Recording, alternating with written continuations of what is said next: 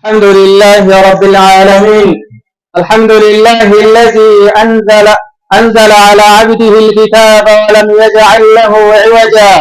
الحمد لله الذي خلق الإنسان وعلمه البيان.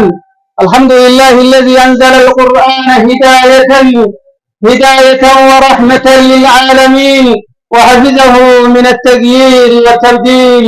وقال الله تعالى: إنا نحن نزلنا الذكر وإنا له لحافظون. وصل الله على سيدنا محمد نبي الأمي الأمين القائل: خيركم من تعلم القرآن وعلمه. وقال أهل القرآن هم أهل الله وخاصته. وعلى آله وصحبه الطيبين الطاهرين. وبعد، السلام عليكم ورحمة الله وبركاته. وعليكم السلام ورحمة الله وبركاته. kabajamtoota ulamaa'ota daa'iiwwan garagaraa irraa dhuftan, kabajamtoota mana marii muslimtoota naannoo garagaraa irraa dhuftan, kabajamtoota hawaasota ganda kana kan naannoo garagaraa irraa dhuftan, ana haa dhufuu baga nagaan dhuftan isiniin jedha jalqaba duraatti. Kanatti aansuudhaan gabaasa bara 2016 isinii dhiyeessaa jedha. Jalqaba bara barnoota 2016tti barnoonni barattoonni galmaa'an akkuma armaan gadiitti isiniif dhiyaata.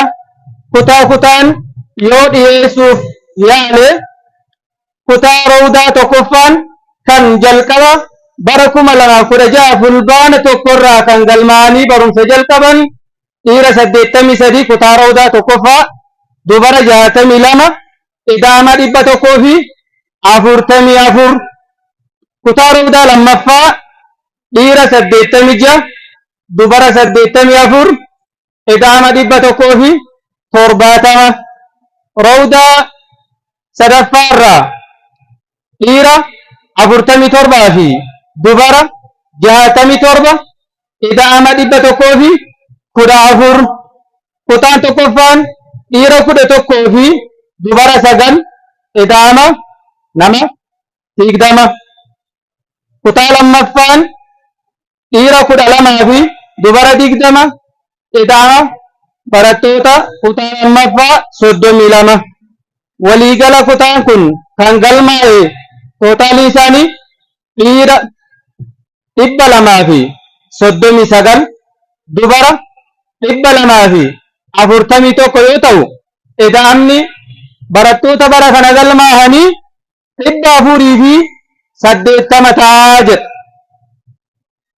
Kana keessaa kan barumsa addaan kutan, barumsa dhiisanii hedduudhaan bara kana osoo hin xumuriin keessaa ba'an, saala isaaniitiin yoo isin hiibbu ta'e kutaa rawdaa tokkoffaa irraa dhiira 15 fi dubara 23, idaama 38. rawdaan lammaffaan dhiira 20 fi dubara 10, idaama 30. rawdaan sadaffaan akkuma san dhiira 18, dubara 16, idaama 34. kutaan tokkoffaan kan barumsa kutee ba'e dhiira 1, dubarri hin jirtu, idaamni 1. kutaan lammaffaan dhiira 2 fi dubara 2 yoo ta'u, idaamni isaanii warri barumsa addaan kutanii osoo hin xumuriin jiran namoota 4 ta'a. Kanarratti idaamni dhiiraa kan bara kana barumsa osoo hin xumuriin karatti irraa kutanii dhaabbatan nama 56 dhiiraa fi 51 dubara yoo ta'u, waliigalli isaanii 107tu mana barumsaa osoo hin xumuriin gadhiisee bahee jedha. Kan qormaata simisteera lammaffaa fudhatanii xumuranii amma kaardiin isaanii kennamuudhaaf qophaa'an dhiira 62, kutaa rawdaa tokkoffaa, dubara 45, 107.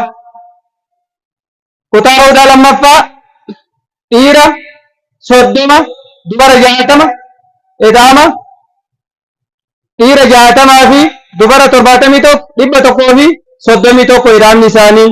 Kutaan rawdaan sadaffaan dhiira 33 dubara 57 ida'ama barattoota 90. Kutaan tokkoffaan dhiira 10 fi dubara 8 waliigala kan kaardii amma isaanii qophaa'ee fudhachuun qophaa'an namoota 18. Kutaan lammaffaan dhiira 10 fi dubara 17 ida'ama barattoota 27. Kuni ida'amaan ijoolleen amma bara kanatti kaardiin isaanii hojjetame dhiira 175 fi dubara 198 ida'amni isaanii 373 ta'a. Kanatti aansuun harcaatii barattoota ilaalchisee sababa harcaatii kan ta'e tokko hir'ina barsiisaa. 2 maatiin hordoffii dhabuu. Maatiiwwan barattoota hordoffii dhabuu kanatu hir'ina ta'ee mul'ate jechuudha bara kanatti. Baay'ina daree manni barumsaa madrasaan awwaliyaan qabu keessaa kutaa 5 qabu. Manni barumsaa kutaa 5 kan qabu yoo ta'u, baay'inni barsiisaa inni qabu immoo manni barumsaa barsiisaa 4 qofa yoo ta'u, faraqaa ganamaatti kutaa 5tu dhiyaata kan baratu barataa isaanis kutaa tokkoffaa fi lammaffaa rawdaa tokkoffaa haga 3 faraqaa lamaan irrattu ni jiru jedha. Kanaafuu hanga rawdaa sadaffaatti hin barataa jiru argamu. Kun qulqullina barnootaa irratti baay'ee dhiibbaa guddaa geessaa ture.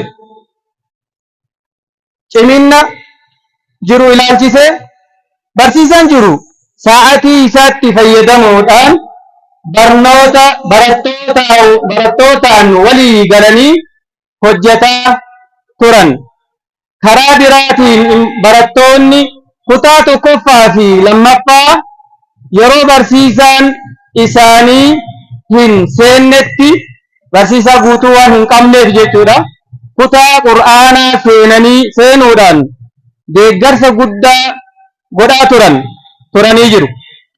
Haaluma kanaan barattoonni kutaalee qur'aanaa keessaa kan qur'aana xumuranii barattoota 26 qur'aana xumuranii gara kutaa tokkoffaatti darbuu danda'anii jiru.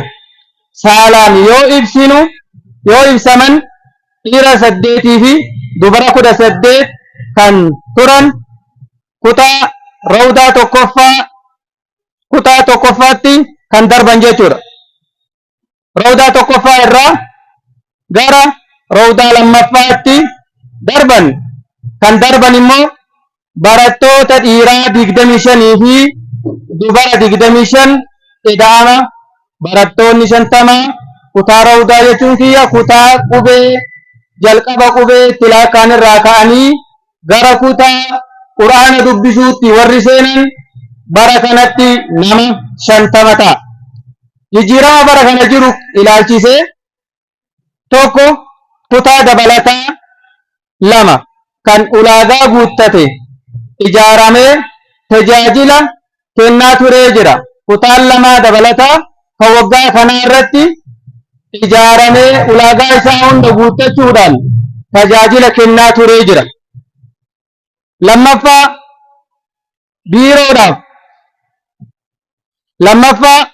biiroodhaaf kompiitara tokkoo fi piriintara murtuuwwan kaardii fi wantoota garaagaraa waliin bitamuudhaan tajaajila ol aanaa kennaa turee jira.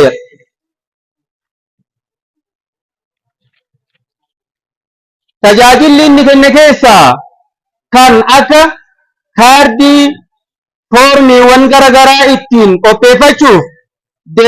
qopheeffachuu dandeenyee jirra. Sadaffaa mana fincaanii kutaa 4 kan qabu dhagaadhaan qophaa'ee hojii eegalee jira. Gara gatii kanatti shanaffaan manni barumsaa ijoollee yatiimaa haadhaa fi abbaa hin qabne 10 gargaaruudhaanii kifiyyaa tokko malee barsiisaa turee jiraa jedha. Karoora bara 2017tti yoo ceenu